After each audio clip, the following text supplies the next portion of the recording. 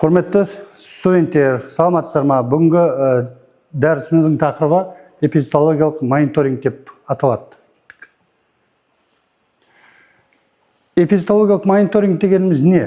Осыған қысқаша сипаттама беретін болсақ, эпидемиологиялық мониторинг жануарлар арасында жұқпалы аурулардың пайда болуы мен таралуы үздіксіз бақылау және бағалау жүйесі болып табылады.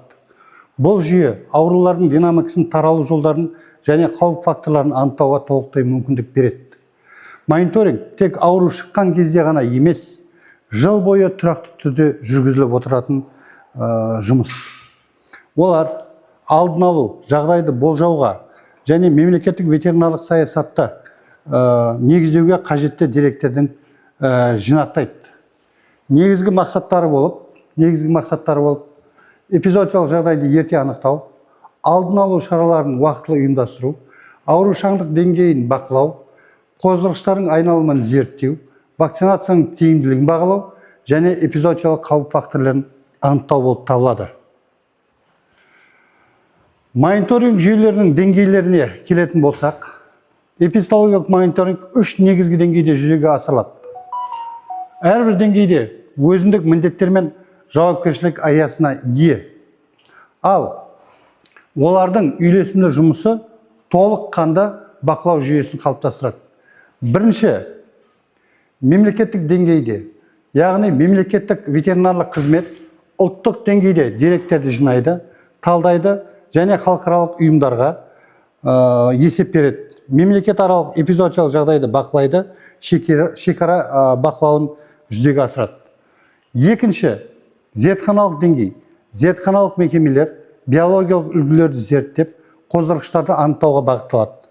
Яғни антибиотика резистенттік мониторингін жүргізеді және диагностикалық әдістердің сапасын бақылайды.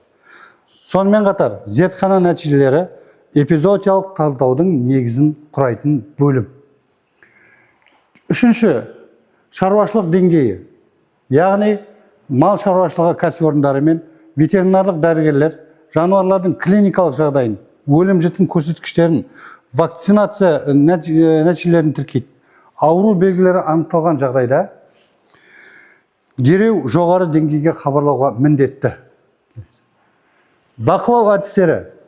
Эпидемиологиялық мониторингта әртүрлі бақылау әдістері қолданылады. Дұрыс әдісті таңдау мониторингтің мақсатына, ресурстарға және ауру түріне байланысты. Лабораториялық зерттеулер, яғни зертханалық зерттеулер, биологиялық үлгілерді қан, тін, сұйықтық, микроскопиялық, биологиялық, бактериологиялық, вирустық және молекулалық, генетикалық әдістермен зерттеу қоздырғышты нақты анықтауға мүмкіндік беретін тәсілдердің бірі. Клиникалық бақылау, яғни жануарлардың клиникалық белгілерін, мінез құлқын, дене температурасын өлшеп, жем-шөп тұтынуды және өнімділігін жүйелі түрде бақылауға негізделеді. Ауруды ерте кезеңде анықтаудың ең негізгі тәсілі болып табылады. Бақылау әдістерінің жіктелуі, яғни активті мониторинг, немесе белсенді мониторинг, ветеринарлық қызметкерлер ауру белгілерін белсенді түрде іздейді, жоспарлы тексерулер, скрининг зерттеулер, міндетті диагностика жүргізеді. Ауру клиникалық белгілерін көрсетпесе де, қоздырғышты анықтауға толықтай мүмкіндіктері бар. Бұнда жоспарлы скрининг, серологиялық зерттеулер, ПТР диагностикасы және постморталды зерттеулер. Бұл белсенді мониторинг, яғни активті мониторинг. Енді пассивті мониторинг, немесе енжар мониторинг деп аталады. Ветеринар дәрігерлер мен мал иелері ауру белгілерін байқаған кезде хабарлайды. Хабарламалар жүйесі арқылы деректер жиналады. Арзанырақ, бірақ ауруды кеш анықтау қаупі бар. Бұнда ауру хабарламалары, өлім-жітім тіркеу, ветеринарлық шығымдар, зертханаға жіберілген үлгілер. Яғни тиімді мониторинг жүйесі активті және пассивті әдістерді біріктіреді. Бұл ауруды ерте анықтау мен ресурстарды пайдалануға қамтамасыз етеді. Есеп жүргізу жүйесі эпидемиологиялық мониторингтің негізінде нақты және уақытылы есеп жүргізіп жатады. Дұрыс құжаттама, эпизодиялық жағдайды дұрыс бағалауға, шешім қабылдауға және халықаралық талаптарға сәйкестікті қамтамасыз етуге мүмкіндік береді. Бастапқы тіркеу, эпизодиялық талдау, зертханалық нәтиже және есеп беру деп бөлінеді. Келесі. Мониторинг көрсеткіштер болып. Бұл бірнеше негізгі көрсеткіштер тұрақты түрде бақыланады. Бұл көрсеткіштер эпизодиялық жағдайдың толыққанды бейнесін жасауға мүмкіндік береді. Яғни, аурушаңдық деңгейі, белгілі бір уақыттарында тіркелген жаңа ауру жағдайлардың саны, инциденс жаңа жағдайлар және преваленс жалпы жағдайлар. Коэффициенттері есептеледі. Бұл көрсеткіш аурудың таралу қарқынын бағалауға толықтай мүмкіндік береді.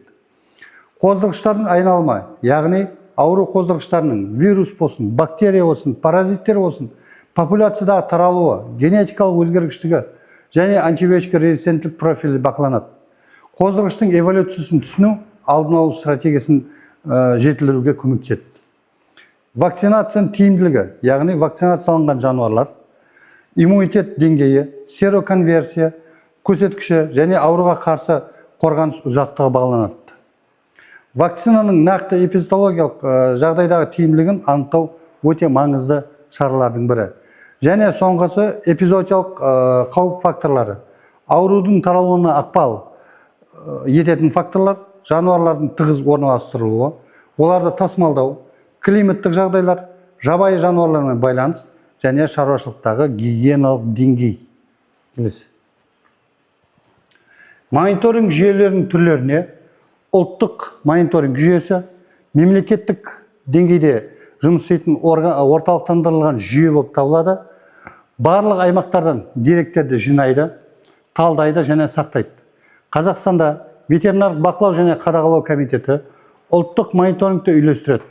Халықаралық деректер базаларымен интеграцияланады.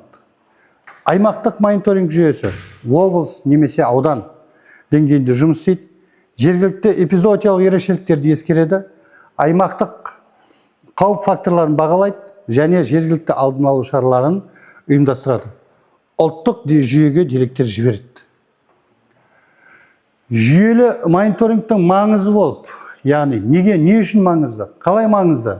Бұл жүйелі мониторинг эпизодиялық қолайсыздықтың алдын алуда шешуші рөл атқаратыны белгілі. Ауруды ерте анықтау, шығынды азайтудың және мал басын сақтаудың кілті. Экономикалық шығынды азайтады, адам денсаулығын қорғайды, зооноздар, яғни халықаралық сауданы қамтамасыз етеді, вакцинация стратегиясын жетілдіреді. Осымен қатар, мониторингсіз не болады? Яғни мониторинг жүргізбесек не болады деген сұраққа банадай мониторинг жүйесі болмаған жағдайда ауру жасырын түрде тарай береді. Эпизодия кенеттен басталып, үлкен экономикалық шығынға әкеледі. Мал өнімділігі төмендейді, экспортқа тыйым салынады, ал зооноздық аурулар адамдарға қауіп төндіреді. Бұл дүниежүзілік жануарлар денсаулығы ұйымы мүше елдерден эпизодиологиялық мониторинг жүйесін міндетті түрде ұстауды талап етеді. Дәрісімізді қорыта келе, негізгі тұжырымдарға тоқтала кетейік. Эпизодиологиялық мониторинг заманауи ветеринарияның іргетасы. Төменде дәрістің негізгі тұжырымдары берілген. Мониторинг, яғни үздіксіз процесс. Эпизодиологиялық мониторинг тек ауру шыққан кезде ғана емес, жыл бойы тұрақты жүргізілетін үздіксіз процесс. Ол ауруды ерте анықтауға және алдын алу шараларын уақытылы ұйымдастыруға мүмкіндік береді. Екінші, 3 деңгейде жүзеге асырылады. Мониторинг жүйесін мемлекеттік зертханалық және шаруашылық деңгейлері үйлесімді жұмыс істейді. Әрбір деңгей өз міндеттерін атқара отырып, жалпы эпизодиялық қауіпсіздікті қамтамасыз етеді. Келесі, үшіншісі, активті және пассивті әдістер біріктіріледі. Бұнда тиімді мониторинг жүйесі активті скрининг, жоспарлы зерттеулер және пассивті хабарламалар, тіркеулер әдістерді біріктіреді. Бұл ауруды ерте анықтау мен ресурстарды тиімді пайдалануды қамтамасыз етуге мүмкіндік береді. Және төртіншісі есеп жүргізу. Негізгі құрал болып табылады. Нақты және уақытылы есеп жүргізу эпизоотиялық жағдайды дұрыс бағалауға, шешім қабылдауға және халықаралық талаптарға сәйкестікті қамтамасыз етуге толықтай мүмкіндік береді. Ал енді, құрметті студенттер, осымен дәрісіміз аяқталды. Зейін қойып тыңдағандарыңызға рахмет.